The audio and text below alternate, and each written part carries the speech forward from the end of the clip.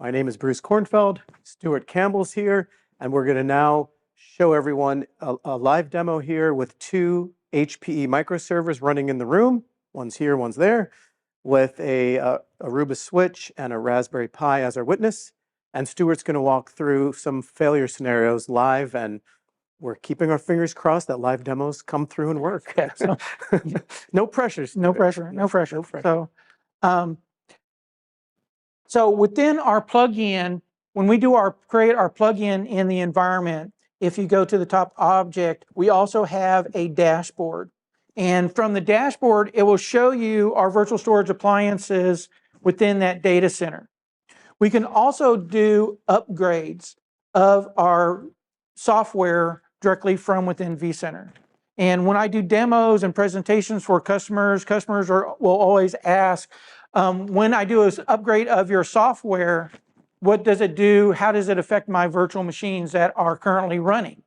So I have two virtual machines. I have both of these virtual machines, Linux 1 and Linux 2, are running on host 2. And I can start a ping between those two servers. And then I can go to my plugin, go to my upgrade, click on Upgrade VSA, next. You can either do an upgrade of the cluster or an individual. So I've already upgraded one. We'll upgrade this other host, give it a name. We'll just call it Test Demo 1. Do a start, schedule it now, finish. And if I go to my virtual storage appliance,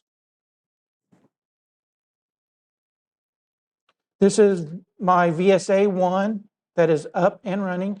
If I go to my targets, as soon as that VSA reboots as part of the upgrade, then these will go from synchronized to unsynchronized, and then it will come back up. And as you can see, my VMs is still pinging on that particular host. So basically, we did an upgrade of our firmware live with I/O running. Yeah? Correct. Okay, just making sure. If it goes like it's supposed to. Don't jinx it. Does the management portal that you're showing right now, does that management portal for the SvSAN have the capability to show you the status of multiple clusters, or is it limited to only the local cluster? No, if I go to the dashboard, matter of fact, if you go to the dashboard, it will show you all of the VSAs that are on that vCenter. Okay, but it won't show you if I'm in a central IT role and I'm trying to monitor the status of my clusters across multiple locations. Yeah. Is there a different UI that could handle that? Yes. So I'll just state that today, as of October 5th, no, that tool is per VSA. So a customer, if they want to go log into each and every one, they can do their management, setting up initiators, monitoring. So that is one by one. They can do a lot of that from vCenter, as you saw. So there's an integration through vCenter, plug it through our vCenter plugin. So when you're using the vSphere web client, you can do some amount of monitoring. But we will be soon releasing a new management tool that the delegates here will be hearing about that will be announced here in the next few weeks. Okay, great.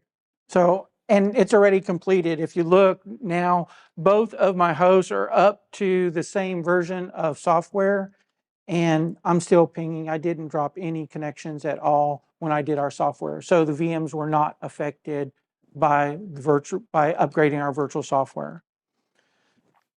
So now let me go ahead and migrate this VM over to my other host.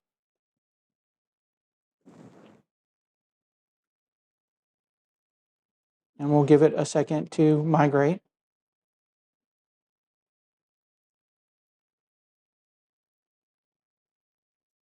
So it is migrating over there now. And I'm going to go ahead and have you unplug that MicroServer. Jody, how dare you? Oh my God. So now that he's unplugged that MicroServer, you can see that it's showing that that MicroServer is unsynchronized.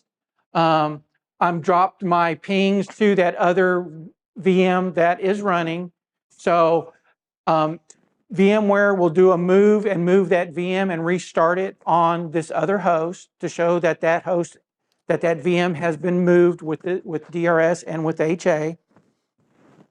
And then we've got our Raspberry Pi that's over here. If you want to go ahead and plug that back in, it's going to take several minutes for it to boot up. On the, what sort of monitoring and telemetry can we get out of these back to centralized monitoring, logging, alerting, seeing? We have within our StorMagic plugin here, we have our events. And from events, we can forward any of the events that we see directly to vCenter, to email, SNMP, or to a syslog server like Splunk. And this is these are the endpoints that the PowerShell commandlets talk to, or is it talk via the virtual center? The interconnect between the two. I mean, if I'm wanting to automatically deploy or configure them. Talking about PowerShell? Is that what your question? Yeah. When PowerShell runs, Stuart, do you know what it's talking to? I guess that's your question. Yeah, and I guess like when we're doing the updates and things, can those all be automated as well? Yes, you can automate all the updates as well, yes. And we did a PowerShell script for a customer that it actually incorporated even installing ESXi.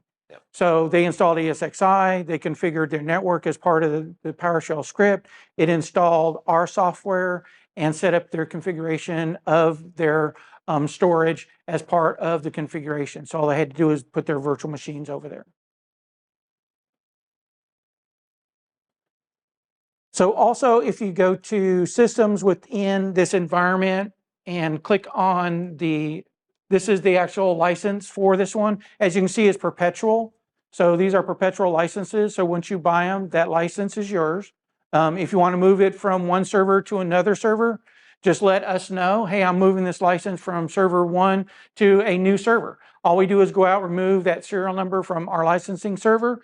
Then you go back out there and you just hit connect. It will connect to our licensing server and update your license.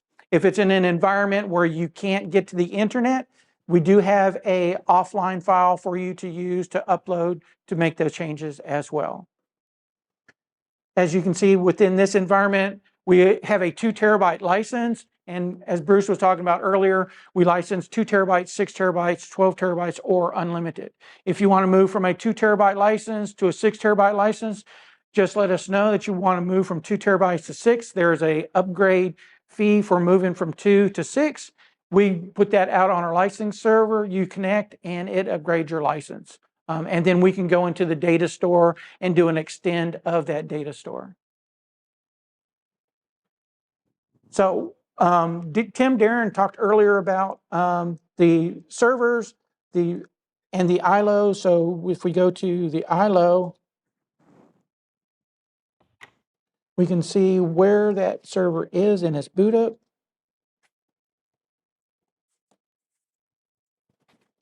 Apparently, I'm not super familiar with ILO, but I've heard that having this level of remote management and monitoring to the server level isn't common for these small edge servers. So It's not. Most vendors don't have an ILO.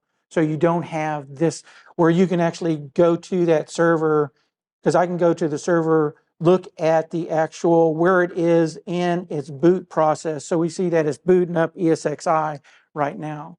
So it gives you the ability to look at those servers. You can even go in and if you need to do an update of your software, you can do that. If you want to install a new operating system, you can do that all through the ILO on these boxes. And a lot of the vendors that have this class of server for the edge don't have that management features in them. Bit of a hot take here. If it doesn't have an ILO or a baseboard management controller in it, I don't care what marketing says, it's not an edge server. Right, it's not. But because of the price point, a lot of customers buy those. So now that this is booting up and if I go to my VSA and I see my targets, that is still unsynchronized. And if you want, can you just go ahead and unplug that Raspberry Pi? Oops. Dang it, Brian. So no more witness. So we have no witness now, and it will show up as offline on here. So now it's offline. So the witness is offline. We have a server that's offline. The server is in the process of booting up. If I go to my vCenter, my VMs are both running on host 1. So it migrated the VM that was on 2 to host 1. So both my VMs are running on a single host. As soon as that was powered off, VMware stepped in and did a migration and restarted that VM on the other host. So both of my VMs are running on that host. And so now we just say, yeah, Good job, Stuart. that it worked like it's supposed to. So now VMware is up, and then we'll go, and as soon as DRS will step in just a second, and it will change it and boot our virtual storage appliance up. And then as soon as it boots our virtual storage appliance, then it will go green and show that it's connected. So if I go back over Need here, me to just sing or dance a little bit to sing and dance. sing and Yeah. dance while stuff's happening? So Stall or I a could little go bit? back. Okay. Let me go. So it's already started that virtual storage appliance. And as soon as it boots up, we can be able to see, let me go, where is it? I forgot to ask the question earlier about what happens when a server fails and bringing it back online. Stuart's in the middle of showing that. Is this? What happens if the system has just failed? You cannot replace this system. Can you just yeah. roll out a new node to the location that's pre-provisioned to just join up and start mirroring? You can, if you have a partner or somebody that does your hardware for you, or you can put it out on site, set your IP addresses, and then if you go into our virtual storage appliance, we have the option to do a restore. You can do a restore, and it will restore that virtual storage appliance. What we do is we create a copy of host 2 virtual storage appliance on 1 and 1 on 2. So you can do a restore of that virtual storage appliance. So Stuart, what would they have to do if that server was dead and they needed to bring a new server in? They would have to walk them through what would have to happen to that server before it can join the cluster. They would have to reprovision it with ESXi, put our software on there, or do a restore of that software. And then once it comes up, then our server, the other node will see that, and then we'll start synchronizing with it. So in an edge environment, like we talked about, there aren't IT people out there. They would ship a server that's pre-configured, at least with the ESXi on it, tell them power it, plug the network cable in, and the rest can be done remotely. Does that answer your question? Yep. Okay, Thank you. but I want to just dig into, you want to know more about If you want to details. So plug what, your Raspberry Pi back in. I'm used to lots of different high available systems, right, so I'm just curious what makes it work, something we want to look at. I mean, I see the idea that you've done a really cool job of using hypervisors, so you normalize the environment that you're going to be putting things on. So your goal here is not efficient and super fast storage, it's super easy storage. right? That's a So, fair statement, I I mean, guess. so- Yeah, super we're easy. we're not going for, bare metal speed. We're going for, I've normalized the hardware. I'm going to use the drivers that are there. If I really want to, I mean, and turn around and, be running all of this stuff on top of iSCSI from someplace else, and you're just re-exporting it and doing it in a way that we have a highly available store. Right, That's cool. right. What is it that makes yours better than, say, just having two ZFS servers that are replicating to each other every few seconds? Yeah. So that's what I'm looking for. I'm looking Right. for what makes this. I mean, What- if it's the easy button, that's great. Yeah, so it's also, like I talked about earlier, it's the 2 server thing with that very lightweight witness. So the example you gave, I'm not an expert at ZFS, but a 2 server cluster cannot be as reliable as a 3 node, right? Because if a server were to fail, how does that surviving server know, and how do you bring things back up? The whole split brain, data Yeah. corruption, right? So And that's what I'm asking you. Right. Talk So- to me about what you're doing underneath the hood so Right. that we understand Right, so that, Why this is, So why that, one example to that is, why did we unplug the witness when you still hadn't gotten the other node up? To me, that's shut the whole place down at that point. And maybe I missed something in there, which is entirely possible. yeah, so I think So two questions understanding coming at the the same. underneath what Yeah, John is so saying. I think what Stuart was doing here is showing, we powered off a server while the other server and that witness was running Mhm. to show the VMs will move over and keep running here. Yep. Then while that was, I think he did that to save time. I did that to save time. Okay. He's I did that at the rebooting same that- time because it takes, when you plug that server in, by the time it boots, goes through its post, goes through ESXi, and then boots our VSA, it takes about 10 minutes. So that's why I had Yeah. him do that just for. So during the time's- reboot of that server, it's still offline and he's showing, we can even lose the witness. and Right, we so you still can lose have- 2 of your 3 Yeah. pieces and still run virtual machines and not be offline. Okay, so that's where normally a system that is designed for resiliency of the data is going to be like, I'm isolated because I can't talk to one of the other 2. Shut the system down to protect the integrity of the data because Right. I'm apparently the one that's isolated. So I guess I need to better understand Right. why that one, when it was by itself, not able to talk to either of the other 2, is still operational. Because before it went down, it knew that it was leader of the cluster. It was negotiated that it is leader of the cluster. Okay. The other host went down and offline, and it's still leader of the cluster. It negotiates with the witness saying, hey, I don't see host number 2 anymore. Do you see it? And he says, no, I don't see it either. Okay, well, I'm the leader and I'll remain leader. Now the witness goes away, and because our witness is not in the data path, as in other vendors have their witness as part of the data path, our witness goes away and our box says, okay, the witness is gone, the other server is gone, and at the last call, I was still witness. I was, by the witness, I was the leader of the cluster.